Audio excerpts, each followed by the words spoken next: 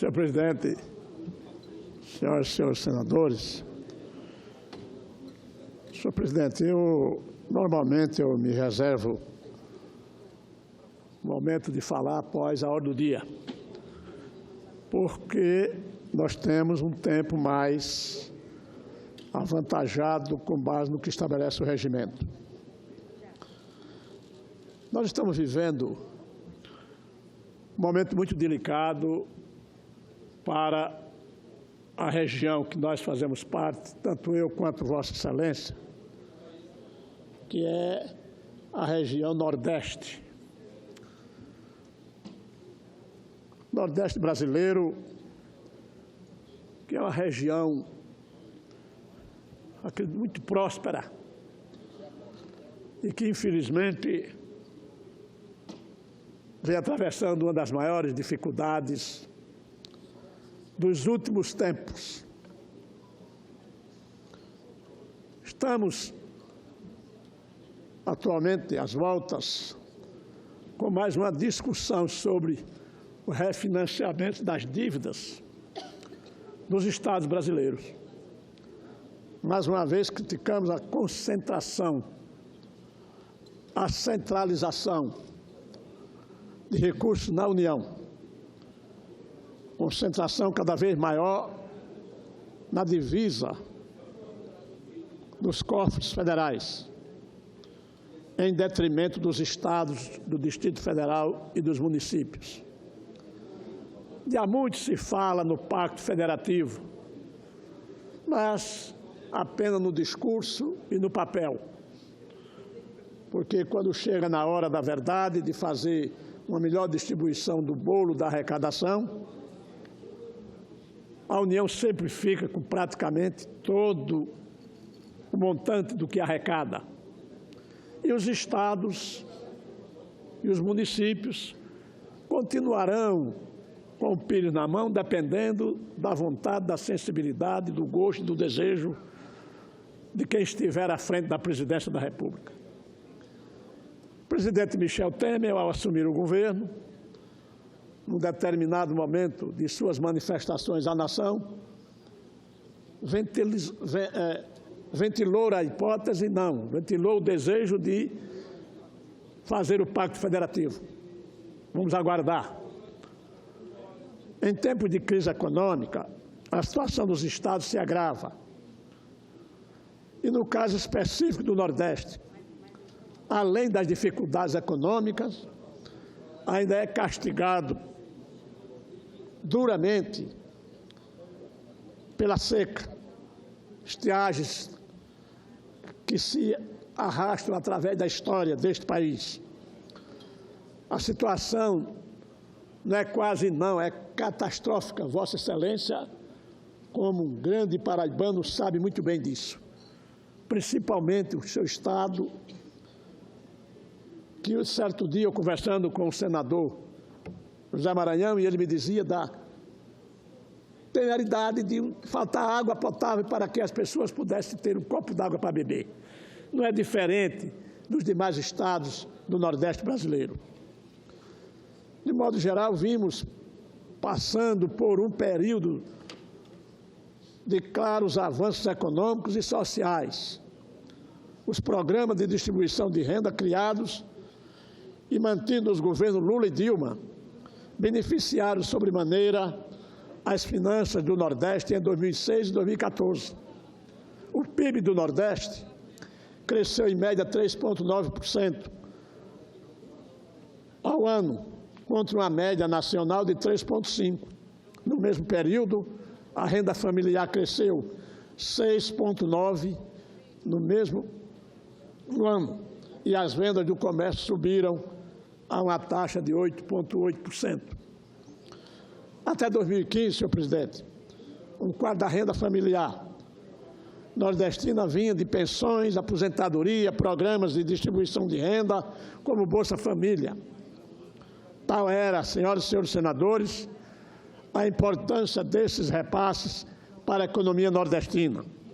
Imagina, então, o impacto causado pela queda dessas fontes de recursos, combinado com a seca e os demais impactos da crise econômica que afetou todo o país. Em 2015 e 2016, a renda média da Bolsa Família caiu, em média, 5,7%.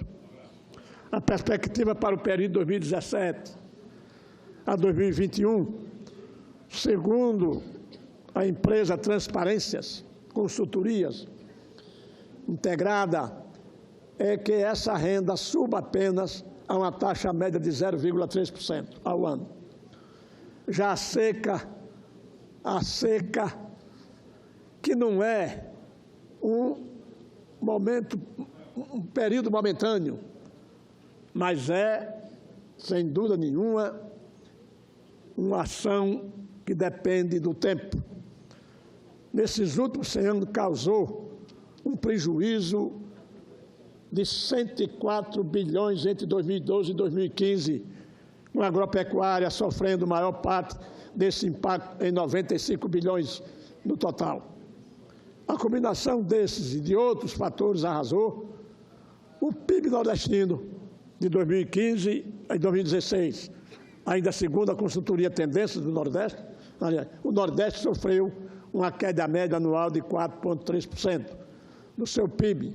A renda familiar caiu 2% ao ano e as vendas no comércio caíram quase 20% nesses 2 anos. A riqueza do Nordeste recuou ao patamar de 2009. Esses números, senhor presidente, me levaram a 2 reflexões básicas. Em primeiro lugar, ainda sofremos os impactos de uma seca que está longe de ser uma surpresa para o nordestino. É claro que não temos controle sobre os fenômenos naturais, mas podemos sim amenizar seus impactos, podemos prever alguns de seus efeitos e podemos principalmente nos preparar para a recorrência desse fenômeno.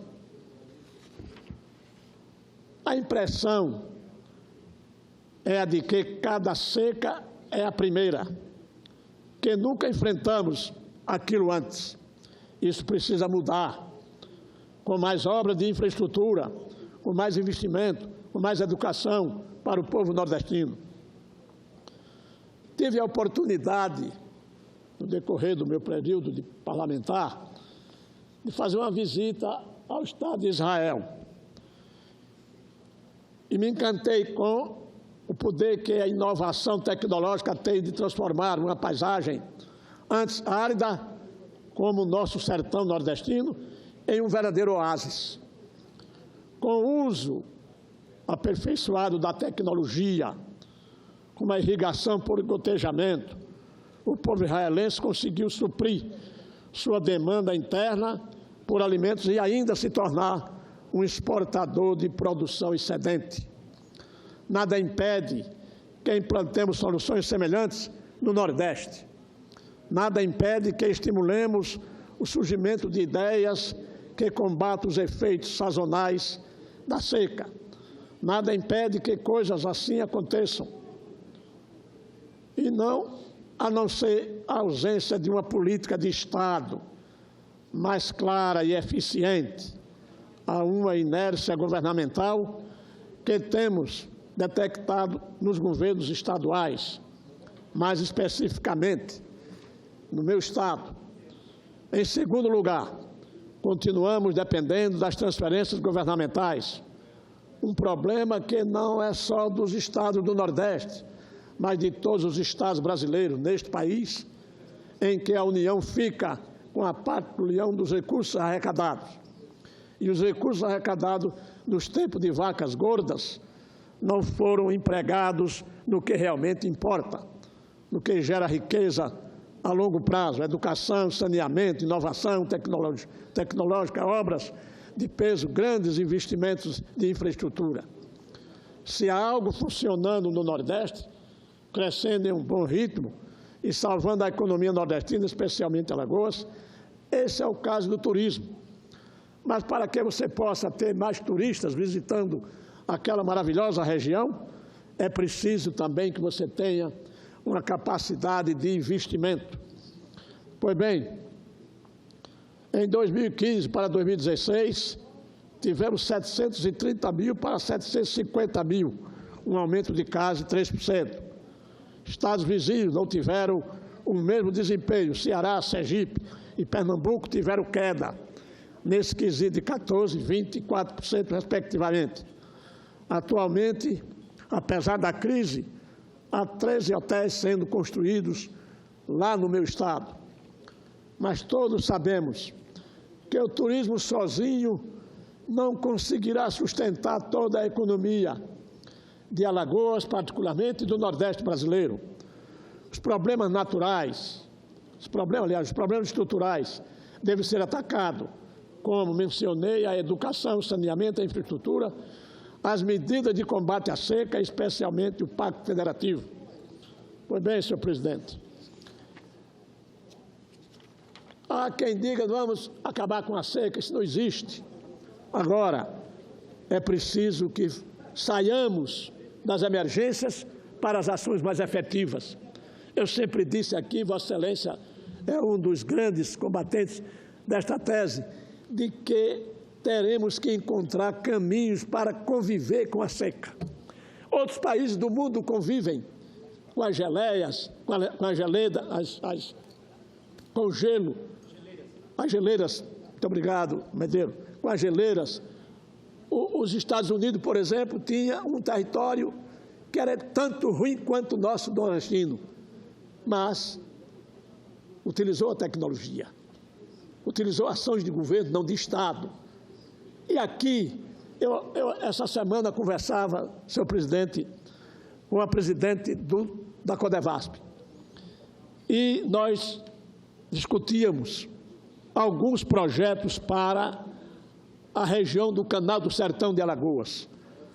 Do Canal do Sertão, que é uma obra caríssima, uma obra que já consumiu mais de 2 bilhões de reais e que, infelizmente, é um rio no semiárido nordestino e que a utilidade da água tem sido apenas para abastecer carro-pipa. E nós conversávamos. Existe um projeto na Codevasp que atende àqueles que vivem à margem direita e à esquerda do Canal do Sertão, do meu estado, em 12, 20, 15, 8, 7, 5 quilômetros. Este projeto irá custar 40 milhões de reais. É que o governo gasta em 2 anos para pagar carro-pipa, para abastecer aquela região com carro-pipa. O que é que significa isso? Vamos utilizar os recursos da ordem de 40 milhões para resolver definitivamente e atender a mais de 20 mil famílias, do que todos os anos se gastaram uma soma fabulosa e que o ano seguinte acontecerá a mesma coisa. A lei que estabelece novas regras para a renegociação agora das dívidas dos estados,